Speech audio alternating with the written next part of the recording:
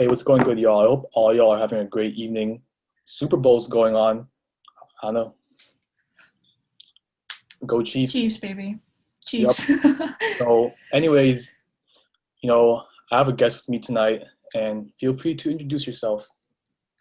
Hi guys, it's Criselle here. So thank you, Harry, for having me. Appreciate you for taking the time out of your night to come here. Of It's a course. big honor. So, there's just a lot of things going on, like racism, and all races, no matter what. And Hmm. I know you, Criselle, you're very good at expressing yourself about these type of things. And the reason why I'm having you tonight is because, our voices matter the most, especially people around our age. I feel Hmm. like, people watching this podcast are definitely going to need this, you know, Hmm. some people to have their voices heard. Yeah, for So, sure. I'm going to ask you these couple of questions. So I hope you're ready. Of course.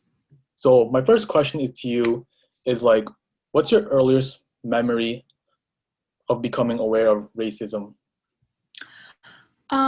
Besides like learning about it in like elementary school, middle school, I think I was first exposed to it probably around middle school, maybe seventh, eighth grade. There was this one girl who would make fun of me because I was Asian and she automatically assumed I was Chinese.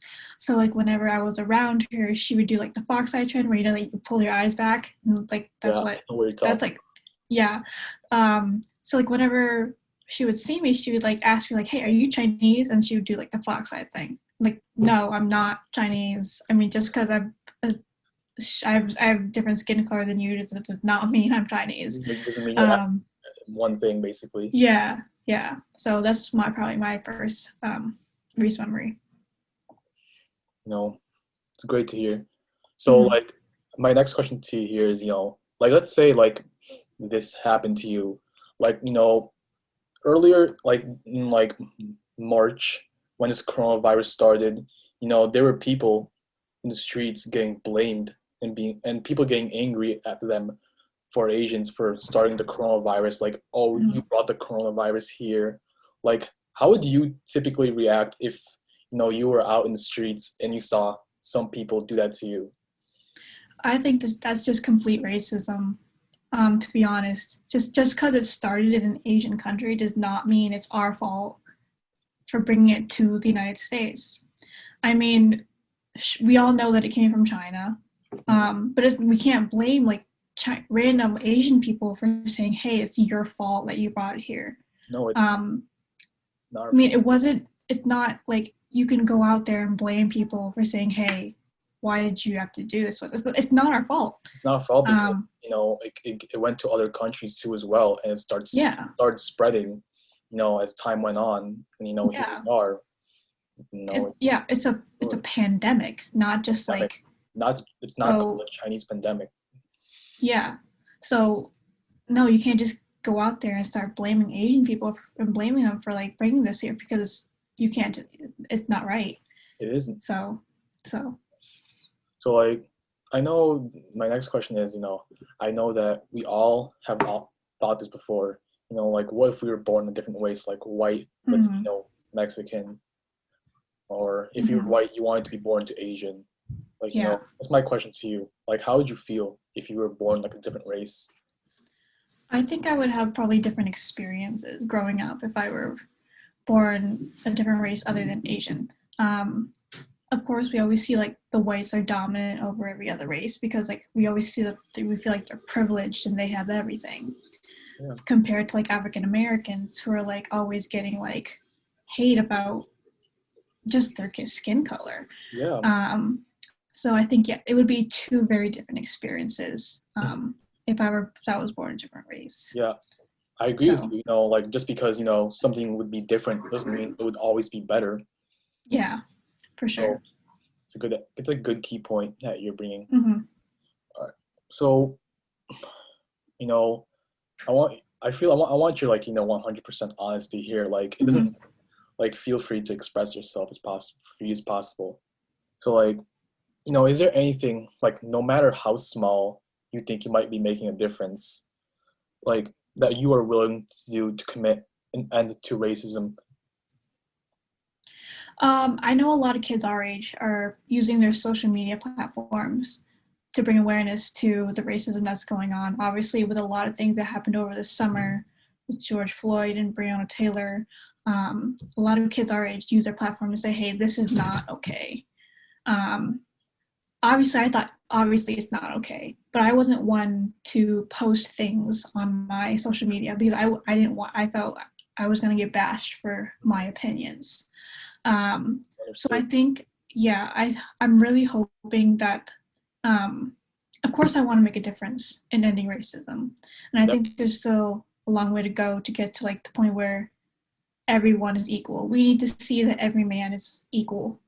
Just because they have a different skin color than we do does not mean they're any less of a human. Nope. I have So division. yeah, so I'm really hoping that there's so many good people out there who are like advocating and saying, "Hey, this is not okay. We need to bring an end to this now." So Unity brings people together, basically. yeah, yeah, our country is like so divided right now. It's just we Because need like to. the more that we're divided, you know, it gets Mhm. worse, and like that's why we want to make a change. Yeah. So, hmm. So like, here's my last and final question, and I know everyone, you know, might think there's hope, and others might think, oh, there's not. You know, it's okay. You know, whatever people Mhm. think. You know, all opinions here are expressed freely. So my question to you is, you know, do you think that racism will ever end, like in any way, shape, or form? I hope so. I really hope so. Going back to like history and everything, we've always seen that like African Americans and people of color have always been below Mm-hmm. whites. So like here are the whites and here are the people of color, you know? Um, so I think there's a lot of work that still needs to be done in order for everyone to be equal. Like I said, every man, it's in the Constitution. I mean, every man is equal. It doesn't make us any less of a person It if our does. skin color is different from anybody else's. It does. Um, so yes, there still needs to be a change in how people view each other and how people view the world, you know. Um, so I'm hoping that one day it does come to an end. Um, Obviously, I'm hoping that it's somewhere in sight. I'm hoping that it's like I don't know, but like I'm really hoping that it comes to an end soon.